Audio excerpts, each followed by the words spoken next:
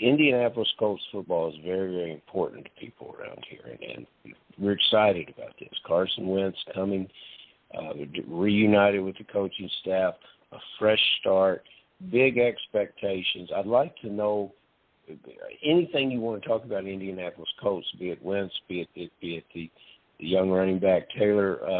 I personally have been keeping an eye and focusing on Pittman, targeting him in some drafts. Anything you want to talk about the Indianapolis Colts, especially for my benefit, I think you're very well versed and knowledgeable about players across all these rosters in the NFL. I really would like to know what you think about Pittman's upcoming year and how that relates to Carson Wentz. Well, Pittman, I would say, is going to be the closest thing they have to Alshon Jeffrey. And Wentz did very well throwing to Jeffrey. I mean, he's going to go up. He's going to get those contested catches, and he needs that. But he also needs his safety blanket tight end.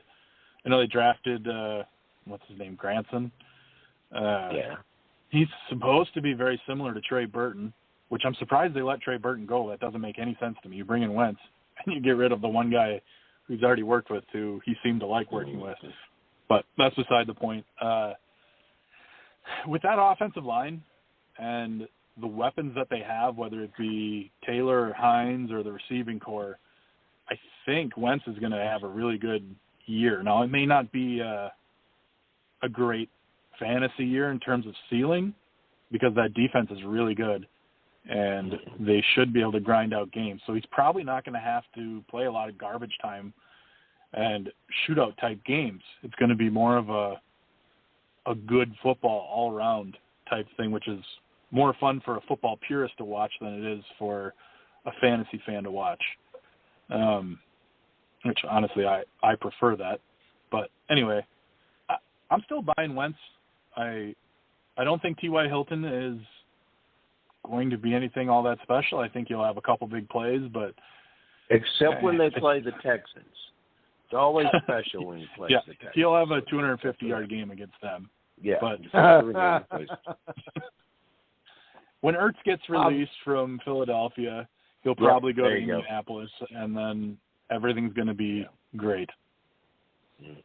The Philadelphia West, obviously, in Indianapolis, then, if that happens, with the Wentz and Ertz connection hooking up again. Farrell, Nat has been extremely gracious with his time tonight. I don't want to keep him too much longer, but I know you have one final question for him before we let him go and enjoy his evening. Buddy, this is who we ask everybody, and you got to come clean with it. You've hit on a couple, but I'm sure you've got more, and you could probably talk about them. I want the best one. I want the guy you want, the guy that you're getting, and I'd like to hear about one that you're getting late. I think your Callaway example was perfect. And then somebody that you're avoiding. So you may call him a sleeper for who you want, and then somebody that you're just not going to get in business with, and it can be from round 1 through round 20. But tell us who those guys are for Nat Class. Well, I mean, I kind of already touched on Joe Mixon as a guy. I'm not really touching at his ADP. I would draft him in like the 4th round, but that's where I value him. One that would be surprising to a lot of people would be George Kittle. I don't trust the situation there. They've got Ayuk, when he came on, I mean, he was really talented. He soaked up a bunch of targets. I don't know what to expect there. Deebo Samuel wasn't even involved at that time. He's going to get his. I think with that defense and their offenses want to run the ball, that they may just not have that many throws to go around. And I think Kittle, he'll have a couple monster games, especially if they get in a shootout. But I think a lot of the time he's going to get 4 catches, 5 catches, and it's not going to justify that late first, early to mid-second ADP that he's pulling down. So I'm not saying he's undraftable. I'm just saying at his current ADP, I'm not touching him. I have him on 0 teams right now other than some dynasty teams. And honestly, I tried to sell him straight up for Kyle Pitts and got denied every time. Sure. In terms of sleepers, I definitely have grabbed Callaway in a lot of leagues. But I'd say one that nobody's really looking at is John Brown. There's You look what Nelson Aguilar did. Yeah, Smoke. I mean, he had a great year with the Raiders. He put up a lot of double-digit games, even in the 20s. And Derek Carr actually had a pretty good season. He really screwed me over in one of those final weeks when he put up like 2.6 points. I started him over Tannehill. He cost me a championship run in one league, but Derek Carr overall had a pretty good year. Gruden's not lying when he said he was playing out of his mind. He was putting up 300-plus yards, and Aguilar is tearing it up. And I think John Brown's going to fill that same role, but he's a lot better than Nelson Aguilar. So I would say John Brown is probably – and I'm not getting him in every league because some people are drafting before I get a chance to get to him. But if he's still there in round 15, I'm all over him. The resurgence of Smoke Brown, Balky. What do you think about that? And you know what's so great about that, Farrell, is there like the name and the game of Smoke Brown is perfectly suited, or he is perfectly suited to be a Las Vegas Raider.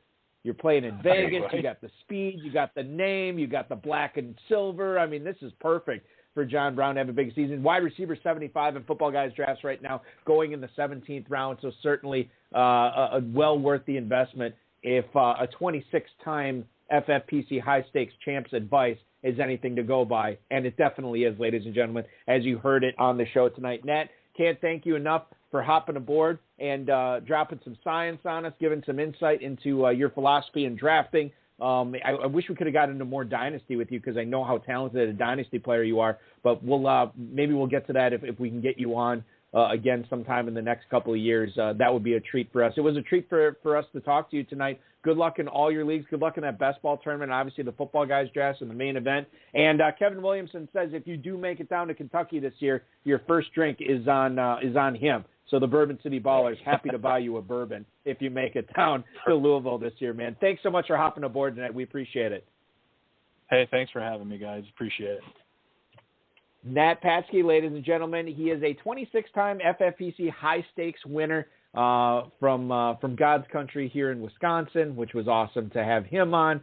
Maybe he could just hop aboard my flight, Farrell, which I finally booked. I waited forever. I don't know why I waited so long, but I finally got my flight booked. My hotel room is all squared away for Kentucky. I cannot wait to get back down there the end of August and drafting live. But I should also mention, too, that the KFFSC main event in Cincinnati are sort of the precursors to Louisville. You can obviously there's plenty of drafting action at KFFSC.com well before then.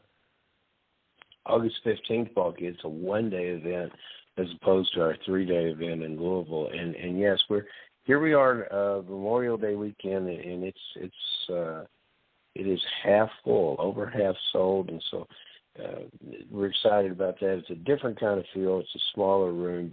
We have a blast, and the draft from 11 a.m. until 9 that evening on that Sunday. It makes a lot of it. 26 leagues for Nat. He's a 26-time winner, you said.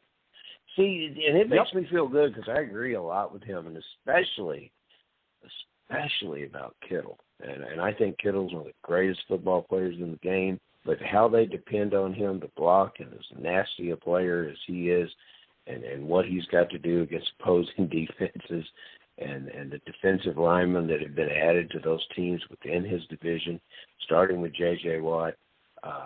There's a lot of things for Kittle to do on this offense besides catch passes. Do you think that, because he plays the game with reckless abandon, doesn't really care about his body too much, which can be good, but it can also be bad. You think he's going to have a shorter career because of how he plays the game than a lot of other tight ends that of the same ilk?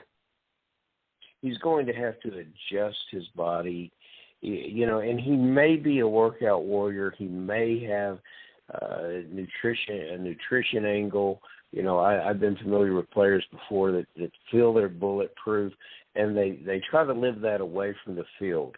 And maybe he does that as well, but I think you're spot on, Balky. And, he's the kind of player that we've got to really, really enjoy while we've got him. And the last time I saw him live, I was with our aforementioned Drew Maselli and my buddy Fenton. Fenton set it up where we could go to the Halloween night, Thursday night game, the 49ers and Arizona Cardinals, and I could not take my eyes off Kittle. I watched him every play. He got hurt in that game. I said, oh, man, he's through. 3 plays later, he was back in. That's the way he is, man. Yeah. That is the way he is. The big thing I want to bring up with you and just get your thoughts from you when you draft your teams. When I was asking Nat about the best ball tournament, he said one of the things you have to do in that, and I don't think it's necessarily applied to the best ball tournament. I think you can make this case about Kentucky, Maine, FFPC, Maine, whatever. You have to take chances on question marks, right?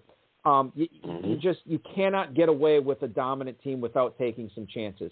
And he said, the only way it doesn't, work, or the only way drafting a safe team works out is if all those question marks get negative answers, right? If they all flame out, if they're all bust. That's never happened in the history of fantasy football where everybody who was a question mark was a bust. Some of them hit every single year. And I think part of the reason that, I have struggled in certain leagues over the years is because I draft too safe. I do draft a little bit too conservative sometimes to my own detriment. And I feel the last few years I've been more prone to taking shots on, especially when you draft early with some of these rookies, right? I think you just have to take shots. Even if it's guys you're not really familiar with their games at all, you have to do it.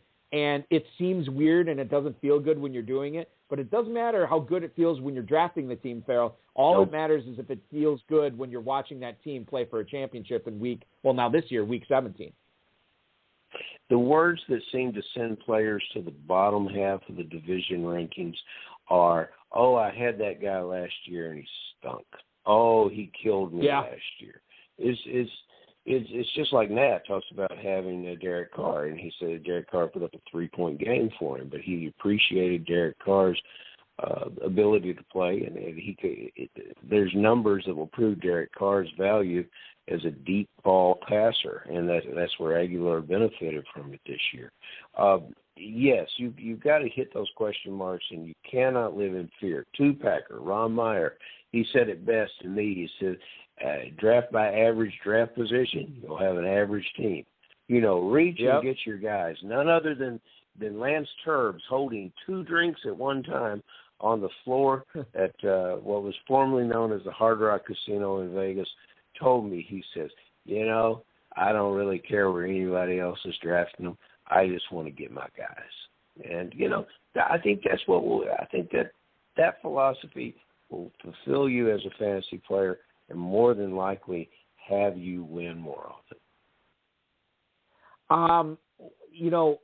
The other thing, too, is, and I'm sure we'll talk about this as we get deeper into the summer, nobody really cares about ADP in October, November, even late September, right? It's just all about grabbing the right players. And I'll tell you another thing I've noticed, and you've probably noticed this too, Farrell. You draft in, February, March, April, whatever, and then you get to drafting in September, and Kentucky and even the main event in Vegas, and then you get to the big payback and the high society leagues that I facilitate out there. And it is unbelievable how everybody goes and gets their guys in those leagues. Players that are going in round 17 and 18 in Kentucky and in the FFPC main event. You get to that high society big payoff. Those guys are all off the board by round 11, by round 10 sometimes. Sure. Like, it's just crazy, how that goes every single year. And it's fun.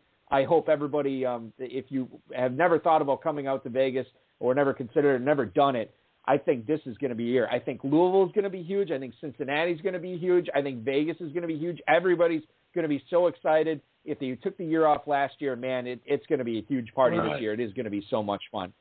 The one other thing I do want to bring up, and I know we're up against it. We'll get to emails next week. But I talked about this at the top of the show. The Lions running back situation, Farrell. Anthony Lynn, who's the new offensive coordinator there, referred to Jamal Williams as a, quote, classic A back. Now, I'm going to read the full quote here. My A backs are normally my bigger backs. They can run between the tackles, block probably a little bit better than a B back. They can also run the perimeter. I can leave those guys in there for all 3 downs. Then he called DeAndre Space a, quote, speed space back.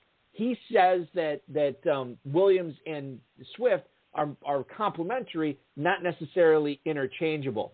When you hear the offensive coordinator